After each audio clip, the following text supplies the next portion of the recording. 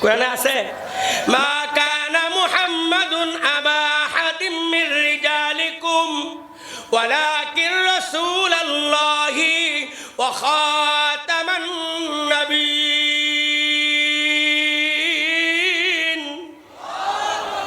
আল্লাহ বলে মুহাম্মদ সাল্লাল্লাহু আলাইহি সাল্লাম তোমাদের কোনো পুরুষের পিতার মতো নন, কিন্তু তিনি আল্লাহ রসুল, শেষ নবী। আওয়াজ নাই। মুসলমান বাংলাদেশে ৯০% মুসলমানের দেশে এখনো কাদিয়ানী বসবাস করে, সরল পাল মুসলমানদেরকে কাদিয়ানী বানাচ্ছে। ও মুসলমান, আগামীতে এমন আন্দোলন করতে হবে, এই দেশে কাদিয়ানীদেরকে অমুসলিম ঘোষণা করতে সরকারকে বাধ্য করতে হবে।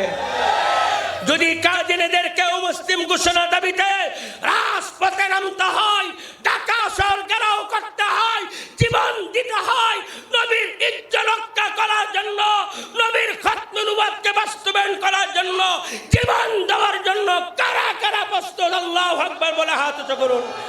নারে তাকবীর। কাফের কাফের, কাদিয়ানী কাফের। নবীর পরে নবী নাই, এখন তো সংসদ নাই, নবীর পরে নবী নাই, সরকারি আইন চাই, বলেন নবীর পরে নবী নাই। কষ্ট হইতেছে আপনাদের? এগুলি কোরআনের ভিতরে না বাহিরে? ৪ নম্বর গেছি, ৫ নম্বর আমার সময় কম, আমি টাচ দিচ্ছি, আর একটা পয়েন্টে যেতে হবে।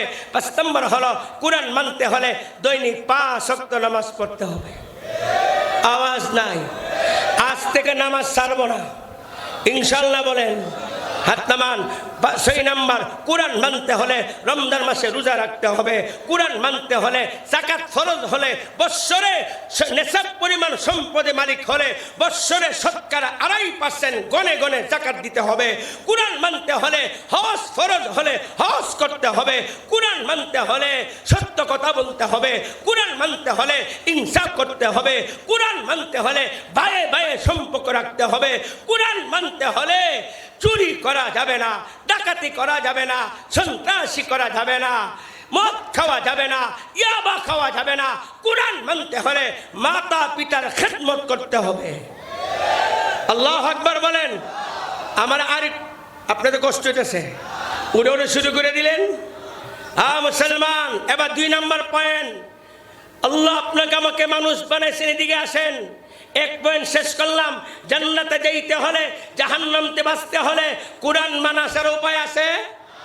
এবার আসেন, কোরআন কি দুনিয়াতে প্রয়োজন আছে? নাই নাই নাই নাই, না না নাই নাই। আজকে স্বাধীনতার পর থেকে ৫৪ বৎসর, কথা বলে না, সরকারের পর সরকার পরিবর্তন হচ্ছে, আইনের পর আইন করা হচ্ছে, কিন্তু এই দেশের অপরাধ দমন হচ্ছে না।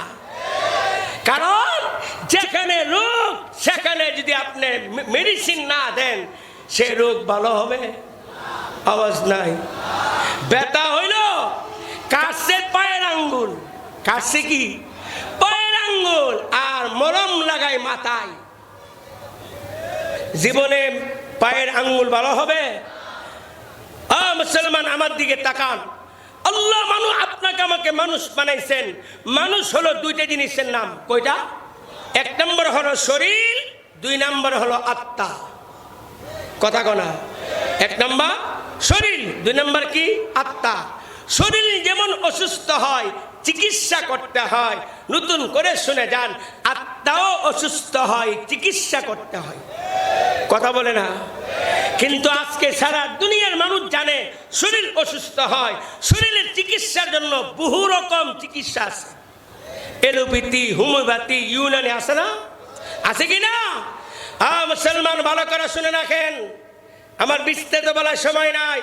আমি আবারও বলতেছি, শরীর যেমন অসুস্থ হয়, চিকিৎসা করতে হয়, ঠিক তেমনি ভাবে আত্মাও অসুস্থ হয়, চিকিৎসা করতে হয়। এবার কি পাইলাম? শরীরের রোগ হয়, আত্মার রোগ হয়। এখন আপনাকে আমাকে প্রমাণ করতে হবে শরীরের রোগ মারাত্মক না আত্মার রোগ মারাত্মক। আগে বুঝলেন?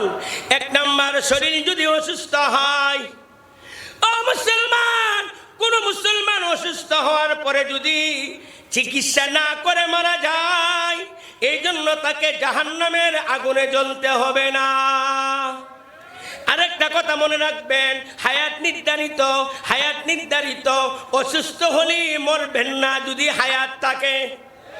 কথা বলে না ও মুসলমান, হায়াত যদি থাকে করোনা হলেও মরবে না, হায়াত যদি থাকে ডেঙ্গু জ্বর হলেও মরবে না, হায়াত যদি থাকে স্ট্রোক করলেও মরবে না, হায়াত যদি থাকে লঞ্চ ডুবে গেলেও মরবে না, হায়াত যদি থাকে আগুনে পুড়লেও মরবে না, হায়াত যদি থাকে গুলি করলেও মরবে না, হায়াত যদি না থাকে 100% সুস্থ হইয়া 10 তলা এসি রুমে ঘুমাইলেও বাঁচবে না।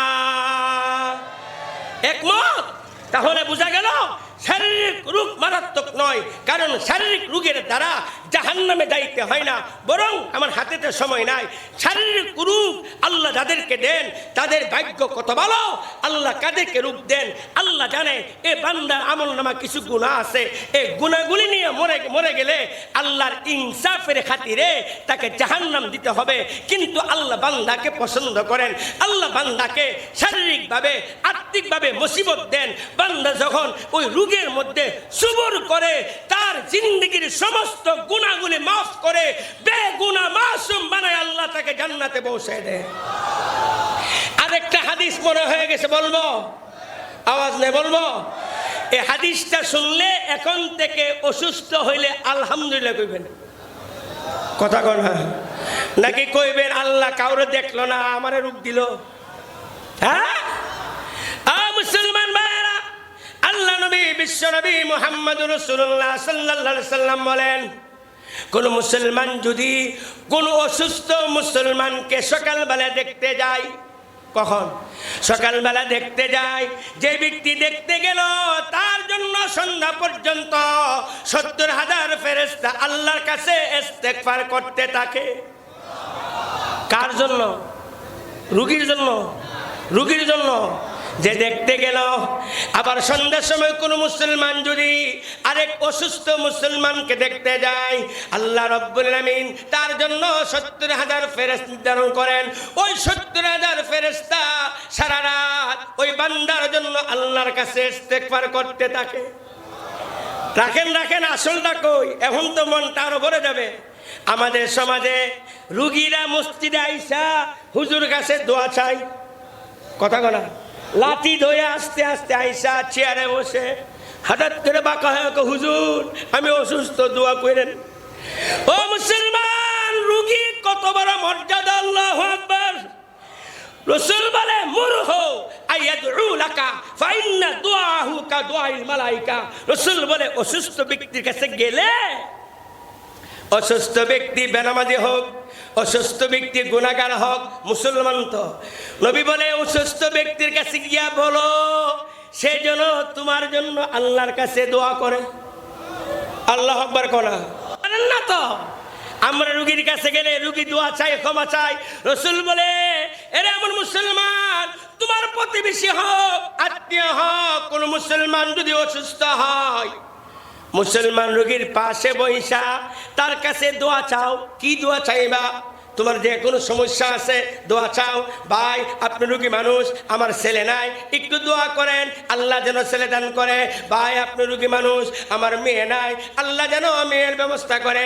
ভাই ব্যবসা বাণিজ্যে বরকত নাই, আপনি একটু দোয়া করেন আল্লাহ যেন আমার ব্যবসা বরকত দেয়। এমন একটা শব্দ নবী বলছে, আমার জানা মতে উলামায়ে কেরাম এখানে আছেন, ভুল হলে আমারে ধরে দিবেন, আমার জানা মতে আলেমদের ক্ষেত্রে এমন শব্দ আসে নাই।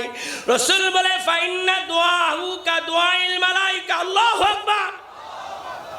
রাসূল বলে অসুস্থ ব্যক্তির দোয়া আল্লাহর কাছে ফেরেশতার মতো কবুল হয়। আল্লাহু আকবার বলে।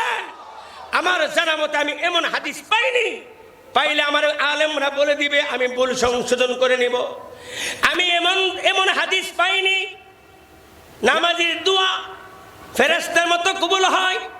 আমি এমন হাদিস পাইনি হাজির দোয়া ফেরেশতার মতো কবুল হয়, আলেমের দোয়া ফেরেশতার মতো কবুল হয়, এমন হাদিস আমি পাইনি অসুস্থ ব্যক্তির দোয়া ফেরেশতার মতো কবুল হয়। আল্লাহু আকবার বলেন। তাহলে বলেন তো শারীরিক অসুস্থতা রহমত না গজব? আরো জোরে। এটা শেষ করলাম। তাহলে বুঝে গেল শারীরিক মারাত্মক নয়, কিন্তু আত্মা হলো গোটা শরীরের আমিষ সাপ। কথা বলে না? ভালো মন্দ যত কাজ আমরা করি সমস্ত কাজের পরিকল্পনা এখানে হয়। কথা কোনা? শয়তানে এখানে জাগাইয়া দে, শয়তানে মনে জাগাইয়া দে সিনেমা দেখ, শয়তানে মনে জাগাইয়া দে প্রেমিকারে আই লাভ ইউ মা। কথা বলে না? ও মুসলমান, আত্মা অসুস্থ হয়। এক হাদিসে রাসূল বলেন, কুল্লু মাউলুদিন ইউলাদু আলাল ফিতরা, দুনিয়ার প্রত্যেকটা বনি আদমকে ইসলাম বুঝার মতো, ইসলাম মানার মতো, আল্লাহকে চিনার মতো যোগ্যতা দিয়ে আল্লাহ দুনিয়াতে পাঠান। আবওয়াহু ইউহাউবিদানিহি ওয়া ইউনাসসিরানিহি ওয়া ইউমাজ্জিসানিহি, তার মাতা পিতা তাকে ইহুদি বানায়, মাতা পিতা খ্রিস্টান বানায়, মাতা পিতা মূর্তি পূজারী বানায়, মাতা পিতা অগ্নি পূজারী বানায়। ও মুসলমান ভাইরা, শরীর যেমন অসুস্থ হয় আত্মা অসুস্থ হয়। আত্মা অসুস্থ হয় কিসের দ্বারা? আত্মা অসুস্থ হয় গুনার দ্বারা। কথা বলেন, কিসের দ্বারা? আরো জোরে বলেন। ও মুসলমান, আল্লাহ আপনাকে আমাকে একটা পরিষ্কার স্বচ্ছ আত্মা দিয়েছেন, যে আত্মা দুনিয়ার কোনো হাইওয়ান জানোয়ারকে দেন নাই। এই আত্মার কারণে আমি ভাইকে ভাই মনে করি, আমার আত্মা পরিষ্কার, এই জন্য ভাইয়ের প্রতি আমার দয়া হয়। আমার আত্মা পরিষ্কার, মায়ের প্রতি আমার দয়া হয়। আমার আত্মা পরিষ্কার, বাবার প্রতি আমার দয়া হয়। আমার আত্মা পরিষ্কার, প্রতিবেশীর প্রতি দয়া হয়। ওই পরিষ্কার আত্মাটা কালো হয়ে যায়। এই আমার দিকে তাকান, কালো হয়ে যায়। রাসূল বলে, মানুষ যখন একটা গুনাহ করে আত্মার মধ্যে একটা কালো দাগ লাগে। তওবা করে নাই, আরেকটা গুনাহ করছে, আরেকটা কালো দাগ লাগছে। এইভাবে বান্দা যখন লাগাতার গুনাহ করতে থাকে আত্মাটা এমন কালো হয়ে যায়, তখন শুরুতে মানুষ থাকে চরিত্রগত হয়ে যায় হাইওয়ান জানোয়ার থেকে নিকৃষ্ট। কথা বলেন। মুসলমান কি বুঝতে পারলেন? আজকে সমাজে যত অপরাধ হচ্ছে সমস্ত অপরাধের মূলে হলো আত্মা নষ্ট। কথা বলে না? কি নষ্ট? আত্মা নষ্ট। মানুষের আত্মা যখন অসুস্থ হয়ে যায় তখন এই মানুষটার হিতাহিত জ্ঞান থাকে না। একটা জ্বলন্ত প্রমাণ দেখায়, আত্মা সুস্থ হলে কি হয়, আত্মা অসুস্থ হলে কি হয়।